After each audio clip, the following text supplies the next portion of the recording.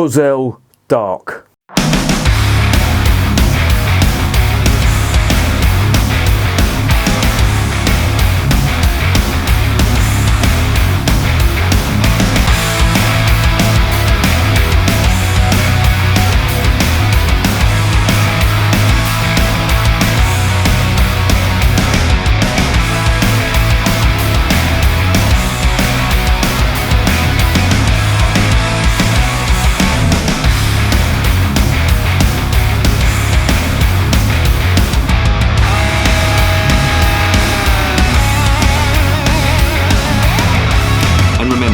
Life is too short to be drinking shitty beer.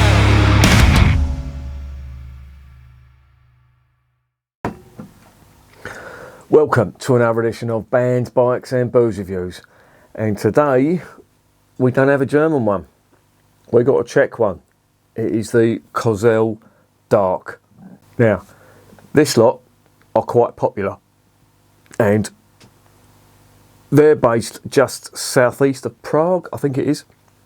As it says on the label here, don't know if you can see that or not, but look, they fucking autofocus. They've been going since 1874, but there's brewing traditions from the village where this lot come from, and that goes back to the 14th century. So there is some brewing tradition there. Now, as you know, the Czech Republic, it's one of them countries, along with Belgium, along with the UK, along with Germany, that have got great brewing traditions, and rightly so. It's a country that's beer styles are very well respected. Now, of course, all light coloured beer does originate from the Czech Republic, from Pilsner Urquell, no less. And of course, Pilsner Urquell at one point owned this lot. I'll get onto that in a bit. But this is a dark beer. Now, dark beer is nothing new. That was the original style or the original colour of beer in the UK. Beer wasn't really light in colour until the beer from what was then known as Bohemia and Moravia, when the beer that was brewed there with lighter coloured malts became really popular in Germany. And as they say, the rest is history. But all the light coloured beer that we see today does originate from the Czech Republic. But dark coloured beer was a big thing in the UK. Again, up until a bit later on, light coloured beers didn't really catch on here until the start of the Napoleonic Wars, when there was a blockade on the trade routes, etc. And there was a shortage of malt as well. And the malt that was used for brewing, of course, was used for making bread and used in food stuff. So the malt bill in beer was lessened, and it gave it a lighter colour, and of course it became very popular, and the rest is history. But the history of dark beer in Europe is, again, I wouldn't say similar, but they do have quite a tradition. Certainly in Germany, dark beer is a big thing, and also in the Czech Republic. Now, I've tasted the Budvar dark lager, and that was really good. I wouldn't have expected anything less from Budvar. They're a good brewer. I've not tried this stuff before. This stuff, would you believe, is really popular. I wouldn't say it's their flagship beer, but they sell loads of it. And I bet if you sat here all night and guessed all the countries in the world, you wouldn't believe the most popular export country that this stuff goes to. South Korea. Would you believe they sell 1.6 million bottles a month in South Korea? I find that hard to believe, but I read it on Wikipedia, so it's got to be true, isn't it? But that's what they're saying. I mean, it is popular in the South Korea. So how that's worked out, I don't know. But beer taste is diversifying. That is a fact. I do see that even over here as well. I mean, obviously, if you live on a rough estate like I do, you see everyone drinking Carling and Foster's and stuff like that. But if you go into London and some of the big cities, the craft beers are becoming more popular. Ales are certainly becoming popular as well. And I think that's a brilliant thing. I think people need to get away from these macro brewers. And you can see that how the macro brewers are, I wouldn't say they're panicking, but they're realising that the shit that they're turning out, they have they have to diversify. Now I've seen them doing like Stella Artois Cloudy and the Beck's Cloudy and all that, and to be honest, I think they're missing the boat, because making it cloudy is not going to improve something that's shit. I liken it to, and there's a very good analogy here, and you're probably not going to get it, but I'm going to say it anyway. I'm really into my recording, music recording and stuff like that, and there was a golden rule in recording, and that is get it right at the source. So if you've got a good sound to start off with, you're not going to have to mess around with EQing, compression and all the stuff that goes in to making guitars and drums and vocals and stuff to sound good. If you've got a good source coming in, then the minimal, certainly with guitars, especially high gain guitars as well, you need to get it right at the source rather than hoping for the best from an engineer, because believe me, most recording engineers are at the end of their tether. And I know from experience, because I do dabble, and I've done favours for people in the past, and halfway through I'm thinking, what the fuck have I got myself into here? But that's a whole new video. Will I do it? Maybe. Who knows? But the analogy that I'm trying to make is that if your beer's bad to start off with, no amount of making it cloudy, putting fancy labels on it, dyeing it a different colour, whatever you want to try and do with it, if it's a bad product to start off with, it's going to be shit whatever you do. You can't polish a turd. Now some people say you can roll turds in glitter and make them look nice, but you can't. You're just covering up a fucking bad product. And I think this is what these macro brewers are doing now. They're realising that, I wouldn't say the game's up, but people are getting fucked off with the same old shit that they're producing, and they want something decent for their hard-earned cash. Times are hard. Money is not widely available. Certainly not like it used to be. So people want something, what the Yanks would call a bang for the buck. And I don't blame them. I would as well, and I do. So, rant over. This stuff, it's a traditional dark lager. And as I say, I've only tried one dark lager from the Czech Republic, and that's the Budvar stuff, which was absolutely amazing. So this will be my second one. It's got an interesting history. This, as I say, was first brewed in 1874, but the actual brewery wasn't built until 1875. So the beer was brewed before the actual brewery was completed. But in 1875, they churned out beer. I don't think it was the dark lager. I think they were producing Pilsner or something like that.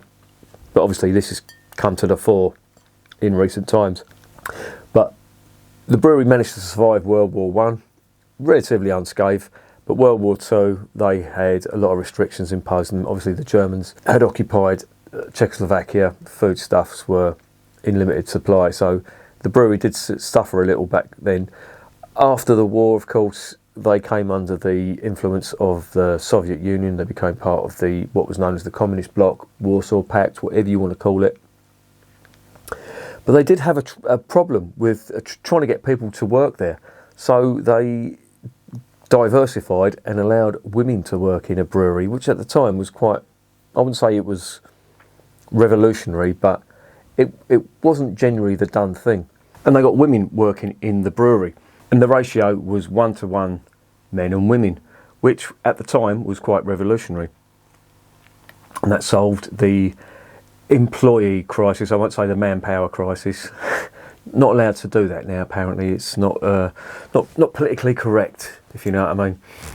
What a load of old shit that is. Anyway, the goat. I want to talk about the goat on the front. I don't know if you can see that or not, but they've got a goat as their logo, and of course Kozel means, or Kozel I should say, I don't know, that's definitely not the pronunciation, but it's how I pronounce it. That means goat, or male goat in Czech. And that's a tradition of the brewery. They have a live goat as a mascot, as a live mascot, if you know what I mean. And they name all of them Olda, OLDA, and that's after the carer, the original carer of the goat. And they've been keeping that tradition on for 40 years, which is good, I think. And yeah, if you're going to put a goat on the front of your beer, you need to have a live goat, I imagine. What a job that'd be for the goat. As much beer as you could drink. Fucking hell. I want to come back as a goat in that brewery. when they all fuck off out, I'll be straight in there sampling their wares. If it's good, I don't know whether it's good. So let's get it open. Let's see what's going on.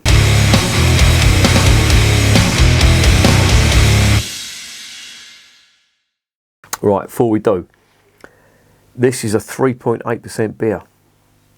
That's relatively light in the ABV stakes for them. It's a 500ml bottle. It's a dark lager. Unfortunately, there's no brew sheet, but I do know there's 4 different types of malt in this, which is vaguely interesting. So let's get it open and see how good it is.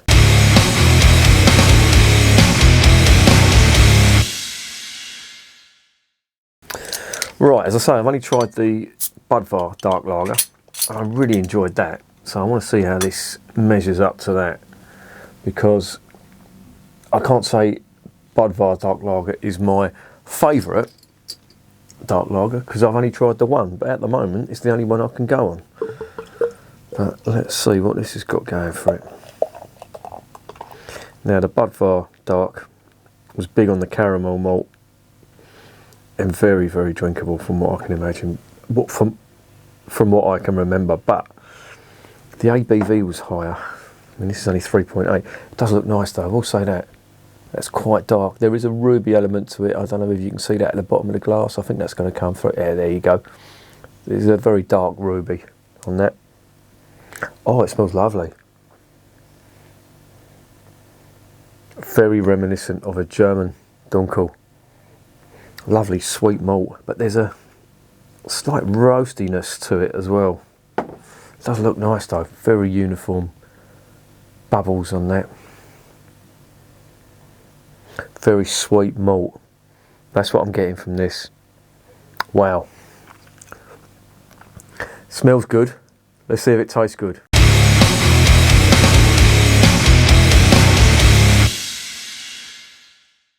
I don't know how to say cheers in Czech, so I'm just going to say bottoms up.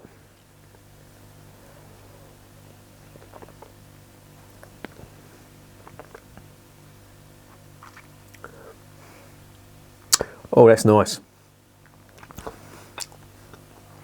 Oh, that's not bad at all.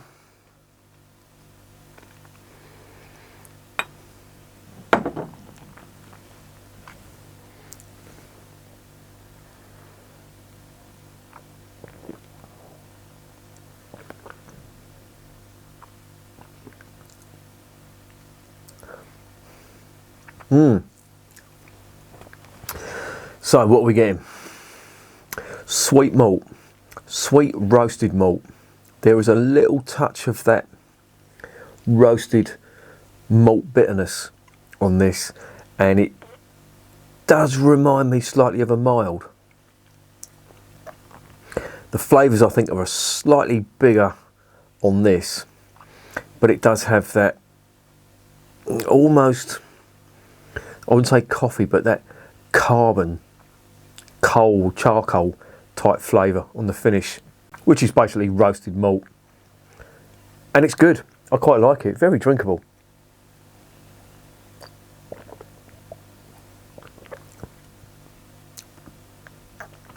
This is much more full-bodied than a mild, though. And it is, I wouldn't say it's heavy, but it's very full-bodied. It's really nice though. I do like this. This is good. As I say, the dark lager, I tried that over a year ago, but I do remember that being good. I don't know. I'd have to do a back-to-back comparison with the Budvar to really give you my my verdicts. But just getting the aromas again. A cross between the sweet malt and the roasted malt that you get on a porter and the sweet malt on a Dunkel. That's a good, not a bad combination to have.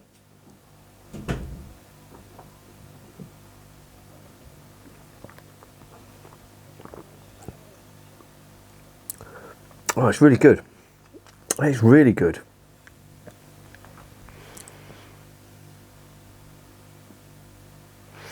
I have to say I am liking this. Not much hop character on it. No real bitterness that I can detect from hops. This is all the bitterness, which is minimal. That is coming from the malt, the roasted malt on this.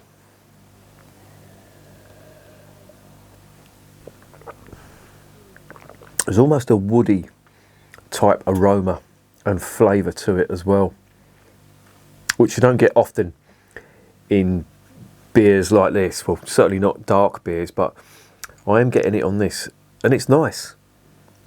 I just can't get over how drinkable it is, though. It's really good.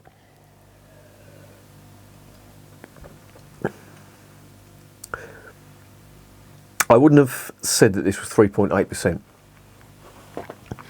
It's just so full-bodied. I'd have if in a blindfold test, I would have had this down as some kind of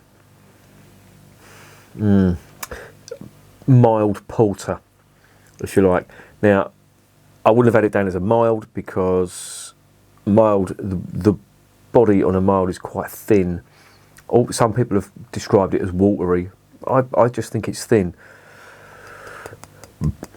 The body on this is quite big. Obviously not as big as Guinness, but it is there, very full-bodied, and it's just a good solid beer. I like it. Lots of flavour.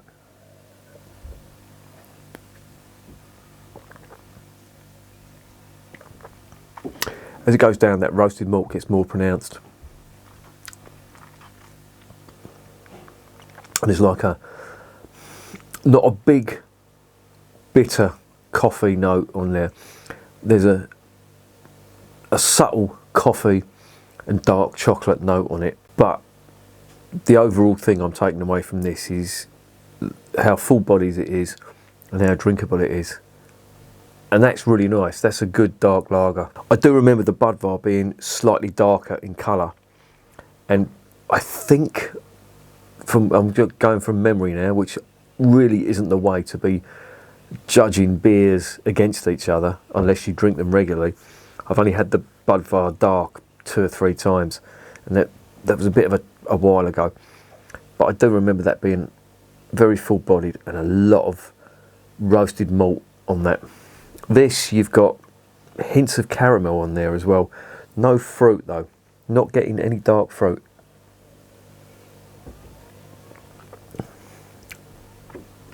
Nice, very drinkable, and as you can see, I've polished off just under, or just over, half a pint of that, and it's not even touched the sides. Very nice.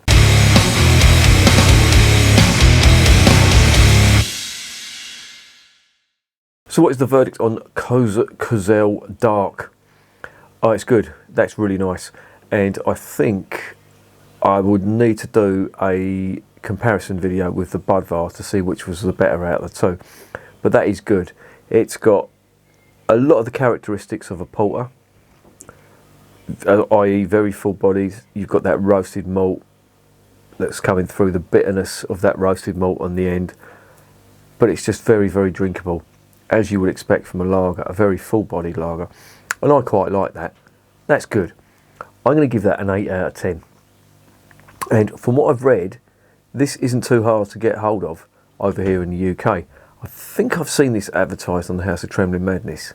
So if they've got it in stock and you want to try a Czech dark lager, a European dark lager I should call this, then I'd suggest if you can get the Budvar and this as well, and comparing the two.